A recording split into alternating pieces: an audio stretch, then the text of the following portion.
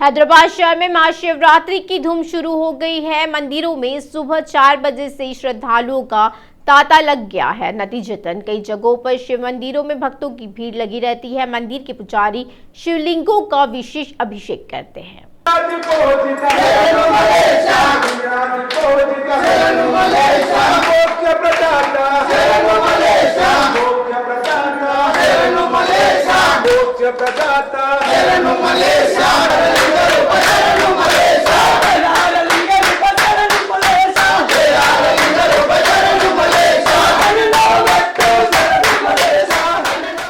कांग्रेस ने मंत्री मला रेड्डी के खिलाफ चुनाव आयोग में शिकायत दर्ज कराई है। उसने उस पर केसरा के ब्रह्मोत्सव के दौरान चुनाव आचार संहिता के उल्लंघन का आरोप लगाया है। एमएलसी चुनाव के संबंध में जबकि 9 जिलों में कोड लागू था। श्रम मंत्री मला रेड्डी ने चुनाव आयोग से सीएम केसीआर की प्रशंसा में उनके भाषण की शिकायत की है। कांग्रेस नेताओं ने चुनाव आयोग से चुनाव नियमों के उल्लंघन के लिए उनके खिलाफ कार्रवाई करने की मांग की है और उन्होंने शिकायत की कि केसरा में आयोजित कार्यक्रम में भाग लेने वाले मला रेड्डी को इस तथ्य की अनदेखी करते हुए भाषण दिया गया कि आरडीओ ने कहा है कि चुनाव आचार संहिता लागू थी। मला रेड्डी ने कहा है कि केसरा में मेले के रूप में जो कुछ हो रहा है उस पर चुनाव नियम लागू नहीं होते हैं। सांसद असरुद्दीन ओवैसी ने कहा है कि राजस्थान राज्य के भरतपुर जिले के घाटमिका में 2 अल्पसंख्यक युवकों को गोरक्षक दल के सदस्यों द्वारा अगवा कर जिंदा जलाने की घटना निंदनीय है। दुख की बात यह है कि सोशल मीडिया पे गतिका में अपहरण और हरियाणा में जलाने के वीडियो वायरल हो रहे हैं। राजस्थान में जुनैद और नासिर को उनको किडनैप करके और उनको राजस्थान से हरियाणा ले जाकर वहां पर उनको मारकर पीटकर जख्मी करके उनको जिंदा जला दिया गया। ये हकीकत है। जो किडनैपर्स हैं जिनका नाम आया है 5-6 लोगों का, जिसमें एक शख्स का नाम आया है मोनू। अब ये मोनू जो है ये हरियाणा की बीजेपी की सरकार का चहीता है। उसको हरियाणा की बीजेपी की सरकार अपना पूरा प्रोटेक्शन देती है और उसके जहां कहीं भी वो जाता है पुलिस उसके पीछे आ जाती है। तो उसकी इतनी हिम्मत बढ़ गई कि YouTube पर ये शख्स ये जो एक गैंग चलाता है माफिया की तरह, वो एक वारिस नाम के आदमी को पकड़ा, उसको मारा और पीटा और वारिस का जिंदा था, वारिस लाइव फेसबुक पर चलाया। भाजपा प्रदेश उपाध्यक्ष कसम वेंकटेश्वर लू ने कहा है कि प्रदेश में प्रजागोसा भाजपा भरोसा सभाएं चल रही है। बीआरएस दोस्ती एमआईएम इस कार्यक्रम की लोकप्रियता को सहन नहीं कर पाने के कारण इसके कार्यकर्ताओं पर हमले कर रहा था और हम पुराने शहर में हुए हमले की कड़ी निंदा करते हैं। भाजपा प्रदेश उपाध्यक्ष कसम वेंकटेश्वर लू ने कहा है कि प्रदेश में प्रजागोसा भाजपा भरोसा सभाएं चल रही है। बीआरएस दोस्ती एमआईएम इस कार्यक्रम की लोकप्रियता को सहन नहीं कर पाने के कारण इसके कार्यकर्ताओं पर हमले कर रहा था और हम पुराने शहर में हुए हमले की कड़ी निंदा करते हैं।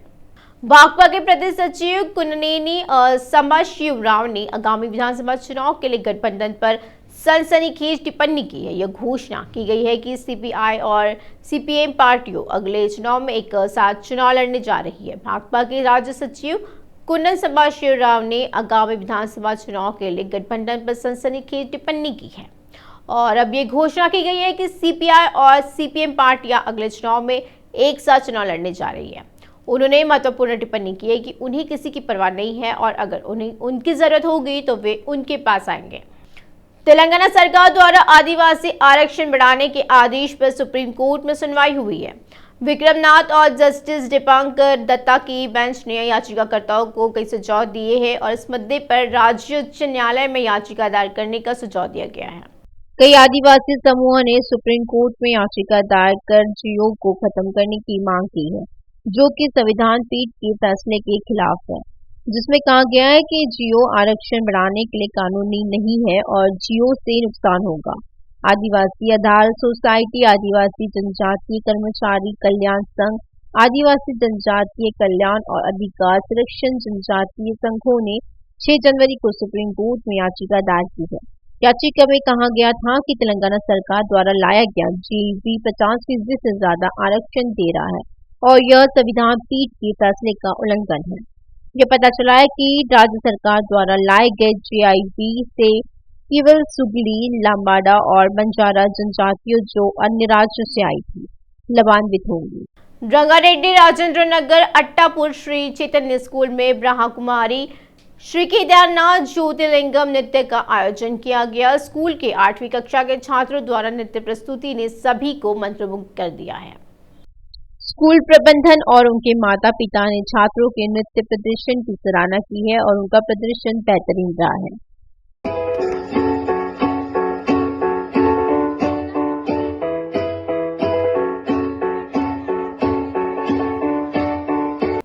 ORR के पास मेडचल मल्काजगिरी जिले के तहत बच्चूपल्ली HMDA लेआउट में प्लॉट के लिए इच्छुक लोग बेसब्री का इंतजार कर रहे हैं। इसका प्रमाण शुक्रवार को बच्चूपल्ली लेआउट में HMDA के शीर्ष अधिकारियों द्वारा आयोजित बैठक का स्वागत है। निःशुल्क बोली बैठक में 250 से अधिक उत्साही लोगों ने भाग लिया है। बच्चूपल्ली लेआउट पड़ोस में कई गेटेड सामुदायिक विला उपक्रमों के बीच में भारी रिंग रोड के भीतर मियापुर क्रॉस रोड और IT हब के पास कई अनिवासी भारतीय परिवार के सदस्य, बिल्डर और डेवलपर्स यहां प्लॉट खरीदने की इच्छुक हैं। बच्चूपल्ली लेआउट में फ्लैट का आकार 276 वर्ग गज से 487 वर्ग गज तक है और ये मध्यम वर्ग के लोगों के लिए भी उपलब्ध है, इसलिए इसकी पूरी मांग है। प्री बिड मीटिंग के दौरान HMD के अधिकारियों ने लेआउट की प्राथमिकता और इसके आसपास के महत्व के बारे में बताया है। केंद्रीय सार्वजनिक क्षेत्र के संगठन MSTC के प्रतिनिधियों ने उन्हें ऑनलाइन प्लॉटिंग के लिए अधिकारियों द्वारा पालन किए जाने वाले नियमों की जानकारी दी है। फिल्म अभिनेता नरेश ने साइबर क्राइम पुलिस से गुहार लगाई है कि पवित्रता और उन्होंने अपने खिलाफ सोशल मीडिया पोस्टिंग की शिकायत की। इस मामले को लेकर नरेश पहले भी एक बार शिकायत कर चुके हैं। साइबर क्राइम पुलिस से गुहार लगाई है कि पवित्रता और उन्होंने अपने खिलाफ सोशल मीडिया पोस्टिंग की शिकायत की। इस मामले को लेकर नरेश पहले भी एक बार शिकायत कर चुके हैं। मशहूर म्यूजिक डायरेक्टर MM श्रीलेखा को फिल्म इंडस्ट्री में आए 25 साल हो चुके हैं और इस मौके पर उन्होंने 25 देशों में म्यूजिक टूर करने का फैसला किया है। निर्देशक राजामौली ने 17 मार्च से शुरू हो रहे इस दौरे के पोस्टर का अनावरण किया है। राजामौली ने दुनिया की एकमात्र महिला संगीत निर्देशक के रूप में श्रीलेखा की प्रशंसा की है, जिन्होंने 5 भाषाओं में 80 फिल्में बनाई हैं। उन्होंने श्रीलेखा के विश्व भ्रमण की सफलता की कामना की। श्रीलेखा ने खुलासा किया है कि यह टूर 25 सिंगर्स के साथ कतर से लेकर लंदन, अमेरिका, ऑस्ट्रेलिया और न्यूजीलैंड तक के 25 देशों में होगा। हिंडनबर्ग अडानी मामले में सुप्रीम कोर्ट ने केंद्र को झटका दिया। पीठ ने केंद्र द्वारा सुझाई गई विशेषज्ञ समिति को खारिज कर दिया है और सीलबंद लिफाफे में नामों के प्रावधान को खारिज करते हुए अदालत ने कहा है कि वह इस मामले में पूरी पारदर्शिता चाहती है। मुख्य न्यायाधीश DY चंद्रचूड़ ने कहा है कि अगर अदालत सीलबंद लिफाफे को स्वीकार करती है तो यह सरकार द्वारा नियुक्त समिति को ओके कहना जैसा होगा। अदालत ने कहा है कि शेयर बाजारों को प्रभावित किए बिना विशेषज्ञ पैनल से सच्चे तथ्य सामने आने चाहिए। अडानी हिंडनबर्ग मामले में सुप्रीम कोर्ट ने दायर 2 जनहित याचिकाओं से समिति बनाने की सलाह मिली है। हम सीलबंद कवर सुझाव नहीं चाहते हैं। अगर हम आपके सुझाव को स्वीकार नहीं करते हैं तो भी दूसरे पक्ष को यह आभास होगा कि हमने सरकार द्वारा अपनाई गई समिति को स्वीकार कर लिया है। मैं पूरी पारदर्शिता चाहता हूँ। हम अपनी समिति नियुक्त करेंगे और विश्वास की भावना होनी चाहिए। CG चंद्रचूड़ ने शुक्रवार को कहा। मुख्य न्यायाधीश ने कहा, यदि आप नहीं चाहते कि हम नामों का खुलासा करें तो हम पर भरोसा करें कि हम अपने स्वतंत्र व्यक्तियों को नियुक्त करेंगे। सुर्खियां, सॉलिसिटर जनरल तुषार मेहता ने शुक्रवार को CGI की अध्यक्षता वाली बेंच के रेमिट सौंप दिया और सोमवार को मेहता ने जोर देकर कहा था कि समिति का रेमिट बहुत प्रासंगिक होना चाहिए, क्योंकि अंतर्राष्ट्रीय निवेशक और घरेलू निवेशकों के लिए कोई भी अनजाने संदेश के एक नियामक या वैधानिक निगरानी प्राधिकरण को भी सुप्रीम कोर्ट द्वारा नियुक्त समिति द्वारा निगरानी की आवश्यकता हो सकती है। धन के प्रवाह पर प्रतिकूल प्रभाव।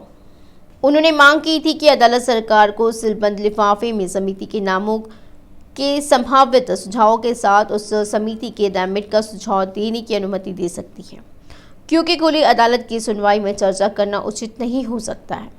अदालत 2 जनहित याचिकाओं पर सुनवाई कर रही थी, जिनमें से एक में हिडनबर्ग रिसर्च रिपोर्ट की जांच के लिए सुप्रीम कोर्ट के एक सेवानिवृत्त न्यायाधीश की निगरानी में एक समिति गठित करने की केंद्र को निर्देश देने की मांग की गई थी, जबकि दूसरी याचिका में हिडनबर्ग रिसर्च के शॉर्ट सेलर नाथन एडरसन के खिलाफ मुकदमा चलाने की मांग की गई थी और भारत और अमेरिका में उनके सहयोगियों के कथित रूप से निर्दोष निवेशकों का शोषण करने और बाजार में अडानी समूह के शेयर मूल्य के कृत्रिम पतन के लिए हिडनबर्ग रिसर्च द्वारा व्यापार समूह के खिलाफ धोखाधड़ी, लेन देन और शेयर कीमत के हेरफेर सहित कई आरोपों के बाद अडानी समूह के शेयरों ने शेयर बाजार पर दबाव डाला है। अडानी समूह ने आरोपों को झूठ बताते हुए खारिज कर दिया है, यह कहते हुए कि यह सभी कानूनों और प्रकटीकरण आवश्यकताओं का अनुपालन करता है।